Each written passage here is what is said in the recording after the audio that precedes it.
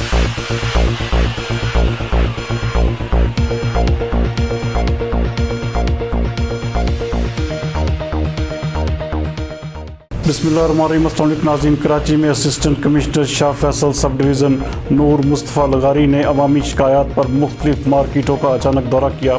हमारे नुमाइंदा खसूसी जावेद इब्राहिम नगी के मुताबिक इस मौके पर उन्होंने महंगी अशिया, दूध, सब्ज़ी, फ्रूट और गोश्त महंगा बेचने वालों के खिलाफ सख्त कार्रवाई करते हुए भारी जुर्माना आयद किया और उनको आइंदा सरकारी मुकर्रर करदा कमिश्नर कराची के नोटिफिकेशन के मुताबिक अशिया फ़रोख्त करने की हिदायत की। इस मौके पर बात करते हुए असिस्टेंट कमिश्नर का कहना था कि अप्रैल के महीने में अवाम की तरफ से सैकड़ों शिकायत मौसूल हुई हैं। सबसे ज़्यादा शिकायत गोश्त और करियाने की दुकान की हैं और इन पर तकरीबन 4 लाख रुपए जुर्माना भी आयद किया गया है। उनका कहना था कि हम शाह फैसल की अवाम के साथ हैं। अगर कोई भी दुकानदार सरकार की लिस्ट के मुताबिक चीज़ें फ़रोख्त नहीं करता तो उनकी शिकायत डायरेक्ट असिस्टेंट कमिश्नर के ऑफिस में करें ताकि अवाम को मुकम्मल रिलीफ मिल सके। इस मौके पर शाह फैसल कॉलोनी की अवाम ने इंतहाई खुशी का इज़हार किया।